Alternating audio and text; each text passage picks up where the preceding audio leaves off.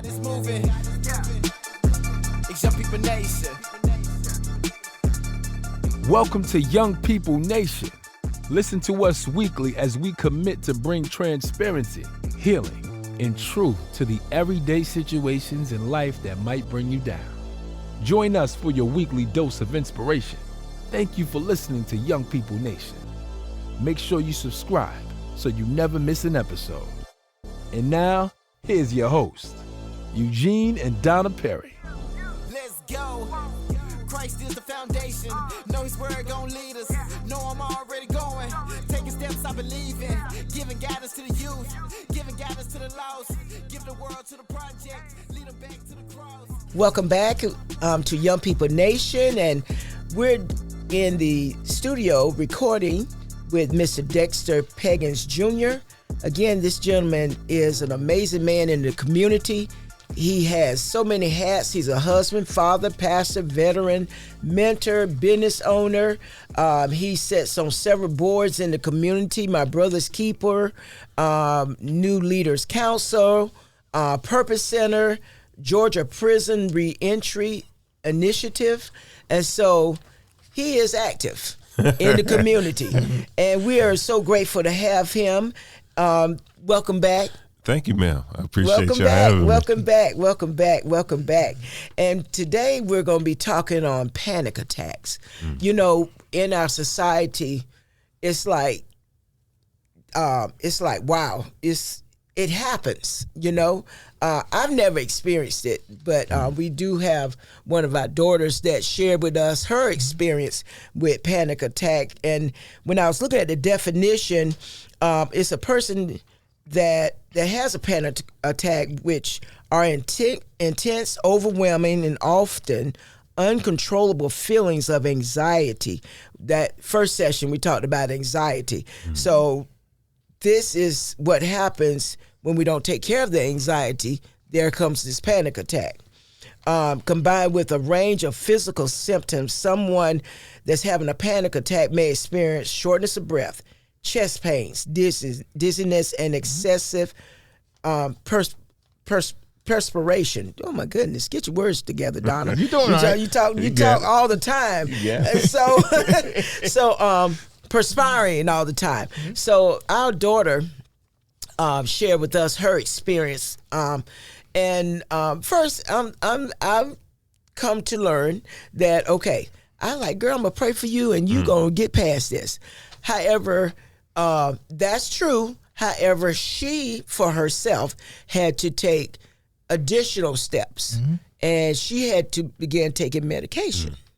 Right. So that has helped her. And then I noticed with her, she's developed some methods in reference to changing her eating and her lifestyle. So she shared with me that she doesn't have to take as much of the medicine as she used to. Let's talk about, and again, let me give this disclosure. We are not professionals. We are not clinicians. We're just normal people that are talking about life experiences, our experiences, others' experiences that we've been graced to witness, and they gave us their testimonial of how they overcame that. So again, we give the disclosure to always go to the professional to get help. So I know you dealt with young men a lot. Oh gosh, yes, you definitely have dealt with them. Panic attacks. What have you ever seen? Have you ever seen a person have a panic attack? Yeah. So without going into too much detail, I do work with at-risk youth, and oftentimes a lot of the things that they deal with, they don't really have an outlet to get it off. Okay. And so it just so happened, one particular instance, we had a young man, whatever he was dealing with, he wanted the world to know that he was dealing with it that day. And after he blurted out and yelled and screamed and cussed a couple of people out, wow, it was almost like he was convulsing to some degree. And so we managed to separate him from the group and ask what was going on.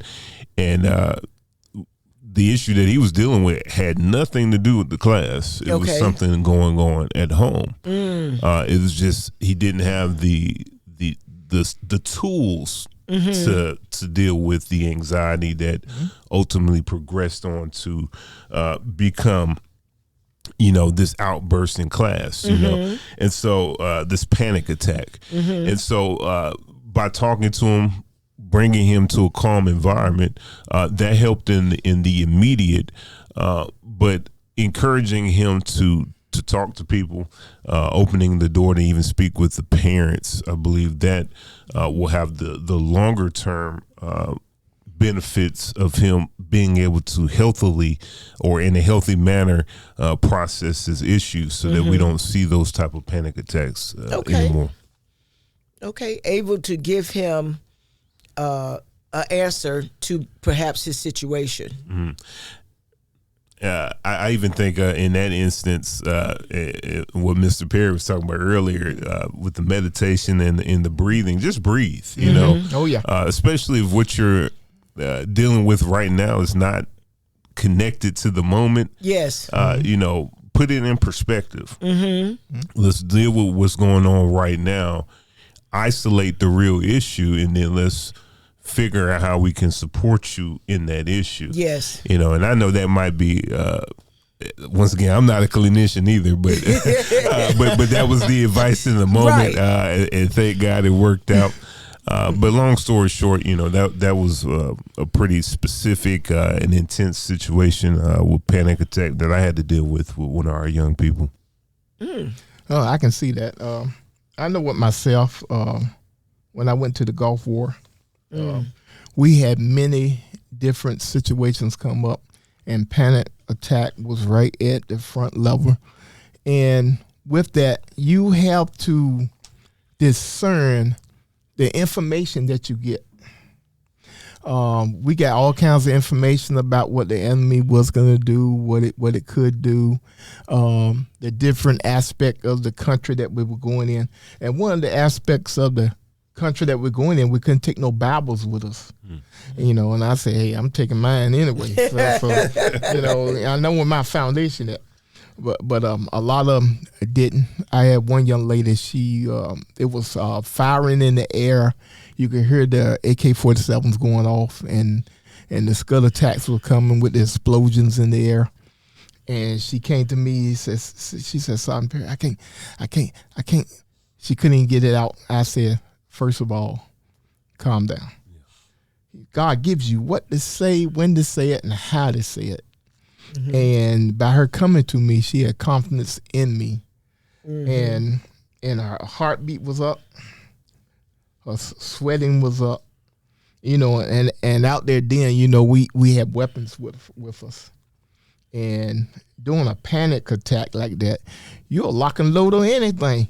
I don't care. I even had soldiers lock and load on a skunk, ready to blow it up, and because they were scared of the dark.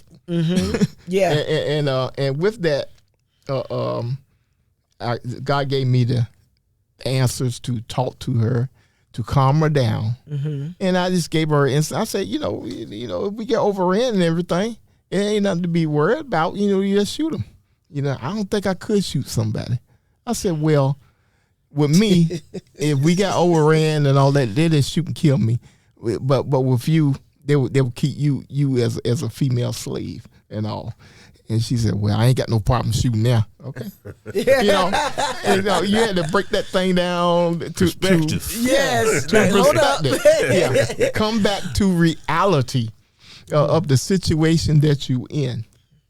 And by doing that, she was able to level off, cool off, and start to think rationally. I know the other time I almost had a panic attack. I was sitting in the room, and I was getting ready to get married. Sitting back, and I said, I need to relax. I need to relax. I was sitting back with my legs crossed and all, and I was watching a Mighty Mouse on a cartoon on the thing. And this was back in the 80s, guys. Back in the 80s, y'all. I had to be down to the chopper to get married. So I was sitting there relaxing all. Bert, my best man, told me to relax. So I got too relaxed. And he said, man, you got half an hour before you had to be to church.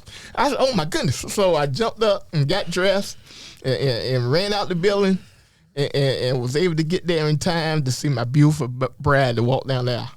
But in that little space of time of that half an hour, panic set in. I couldn't get my what you call it, tux together to put on right. I put my coat on, wrap my shirt. He said, "Where you gonna wrap your shirt?" I said, "Oh my goodness!" And then put your shoes on. I said, "Okay, calm down." The things you learn later, because he looked so awesome up there. I told my father, I looked up that aisle. I said, "Ooh, Daddy, you got to get your feet together. I got to go." But I would have never known that by the way he looked. Yeah, but when that panic attack hit, hey, I tell you, and you have such a burst of energy. I ran all the way down to the chopper, and I was there in Soldier time. mode. I was in the mode, and I think one person got my way. I pushed them down, stepped on their back, and as I was running through the door, and I was able to get there in time because we got married on post, so the chopper wasn't that far away from the barracks, and then everything kind of like fell in the right perspective. But dealing with a panic attack, it can be a very trying thing, and you got to know the person that you're talking to also. Yeah, make sure that's your assignment to even deal with them, because they can have a person can actually have a heart attack behind that. And also whether or not they had a problem with you in the first place. If they have a problem with you and they have a panic attack, you can be the outlet of their outburst. Yeah. But that's why you need to be listening. Make sure, okay, wait a minute. Do I need to call 911? Do I need to call someone? Because panic attacks, like when he was speaking on himself when he was at the golf, and when he came back, he was different. And so certain things I recognized, I just couldn't walk up on him, especially when he initially came back. I just could not just walk up on him, because he would come out in war zone mode, okay? And so I had a panic attack the first time, because I was like, wait, who's he? What's going on? Why are you swinging? And then going to get some wisdom and talking to people who had been, hey, yeah, you can't walk up on him like that, because he's just had a very dramatic experience, and he's seen some things he's never seen in his life. So I can attest to that. Yeah, you can't just roll up like that, and that's important to understand in the individual that you're around. Just don't be like, they're weird, and make light of it. It's nothing to make light of. It's really a medical condition, and so there are certain triggers I learned not to do when it came to him, and so until I don't even do it to this day. Okay, even though he's a lot lighter than what he was. However, I had to learn, okay, no, don't come up on him like that, because he just experienced death. Yeah. People get shot, killed, all this stuff going on. Well, things like that really play into your psyche, and with your psyche eval with that, people take mental health not serious. I know in the black community, I don't like putting people in a category or anything, but most of the time, just get over it. Get moving, and all like that, and you kind of like ignore what's going on. And what's going on is you are out of your norm. You're no longer in Kansas anymore, and you have to change with the environment that you're in. And doing that transition from one place to another, it can be very demanding if you don't have the right people around you. Because if you had the type of people around you, everybody having a panic attack at the same time, you got a mess. Absolutely. Yep. And it spreads. But can I say something to that real quickly? Yes, sir. I will say this. I'm optimistic about our younger generation, and I'm saying this as a 40-something. Young man. Yeah, still young. I'm optimistic because I believe that there's a greater level of emphasis placed on mental health. Yes. That didn't exist when I was growing up. Absolutely. So when I was growing up, it was get over it, suck Yes. it up. Yeah. And so ultimately, either you figured it out or you bottled it up. Yes. I think with this generation, we have more advocates. Yes. We encourage dialogue. So I am hopeful and optimistic about our future generation in regards to mental health. And that- one of the best things about now, you can Google it. You can Yeah. Google it and up and everything.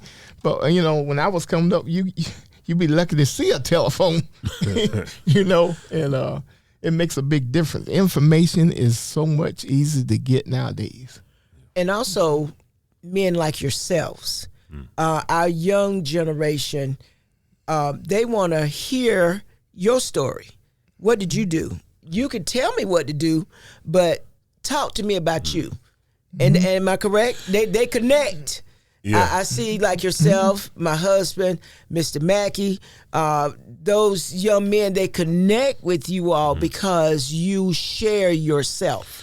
And one of the things that I tell the young men I work with, I'm not afraid to learn the process along with you. That's Amen. powerful. Because Amen. the reality is that I didn't come up with the tools either. And Okay, so that's good. I'm working through this as well as encouraging you to work through it as well. Yes. And so yeah. Yeah. And one thing you got to do, you got to be careful of the information that you have nowadays, because a policeman walking up to the car, people are actually having panic attacks Yeah, yeah. from the police walking up to the car. So if you listening to a lot of negative stuff, the police gonna do this or they doing that, they're That's out to good get right me. there. Yes. Your mind has created a atmosphere Yeah. of total chaos, and the man hasn't even got to the car yet. Yeah, it becomes like a self-fulfilling prophecy. of Yes, sorts. yes. You know, Yes. our daughter, you know, what I've heard about, you know, from the anxiety, and now we're talking about panic attack, is breathing. Now, our daughter, our Lord. oldest daughter, was telling us that, you know, sometimes if you don't know how to breathe properly, Right. you have to learn how to breathe properly, meditate properly.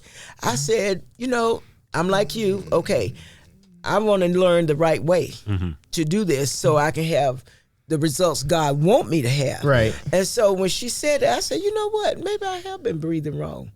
You know, we're taught to take in, breathe out, you know.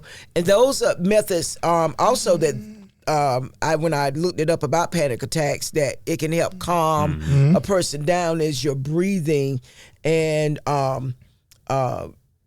have good thoughts and close your eyes and focus on your breathing. I also saw a method called the 3-3-3 rule. Look around you and name 3 things you see. Then name 3 sounds you hear. Finally, move 3 parts of your body: your ankles, fingers, or arms. I had never heard of that before. The 3-3-3 rule. That's a good rule. Yeah. That is a good rule. Yeah. Look around you and name 3 things you see. Then name 3 sounds you hear. Finally, move 3 parts of your body: your ankle, your fingers, and your arms. Okay. The major parts. Major. Yes. So there's a lot of, and I'm not, again, an experienced person on panic attacks. I probably had one and didn't even know it. Right. Fussing Me people too. out. Me You too. be fussing people out, and they be like, Why I'm breathing so hard? right. I know you ain't talking to me. Who you talking to? You know, I probably had several panic attacks and didn't even You realize remember it. what our daughter did? Which one? The youngest one. Uh-huh. When she was going to get a ticket, she said, Oh, Lord. speaking to my mom. Yeah, this young lady, she felt that they did not do her right. Right. And so I'm gonna call my mama. And I'm kind of like, call your daddy. But you know where that come from is a lot of times, well, I always was taught to make my home a home of peace Yeah. and make it a place where he want to come home, with him being in the military and the stress and all that. So, I make sure things were taken care of. And so, okay, I implemented, I sold that. So I was on the phone talking to the police. I said, ma'am, Hey, the authority is talking. But no, I'm not getting ready to fuss at a law enforcement, But however, we have to be so intentional with our young people and be present with our young people and pay attention. And young people, our community, yes, and who God graced for us to impact, we have to really just be intentional. Mm-hmm. All right, so we're going to wind this up. Dexter, and then Mr. Perry. Oh, one thing. Let me give the 988 hotline. The text 741-741. That's 24/7. And also there's a line out there called 211. Okay? So, Mr. Dexter, go for it. I'll just say this. I mentioned to it earlier about how hopeful I am about our young people. And older people. Learn to become your own advocate. Advocate concerning your issues. Speak up until you're heard, and then go beyond just being heard. Get some results. Get some help to get you the results that you need. Absolutely. As usual, this is Young People Nation. Take time out to find out where you are in your health, whether or not you're living or just existing. This has been Young People Nation. Remember, there is always hope. Let's go. Christ is the foundation. Know his word gon' lead us. Know I'm already going. Taking steps I believe in. Giving guidance to the youth. Giving guidance to the lost. Give the world to the project. Lead them back to the cross. He the #1 prospect. He the top boss. I was broke, I was empty. He the one that paid the cost. Really thought that I was cool. There was nothing like the Savior. Now it's time for the truth. The whole world been waiting. It's Young People Nation. It's Young People Nation. It's Young People Nation. It's Young People Nation. It's Young People Nation. It's Young People Nation. It's Young People Nation. The whole world been waiting. Whatever you going through, I know what he gonna do. Don't matter the circumstance, we going back to the root. Keep going. Let that seed keep growing. You need peace and we know it. Now it's time to live holy. Young People Nation. You know what time it is. Young People Nation. Get ready, the time is here. Get ready, we vibing here. We about to let God in here.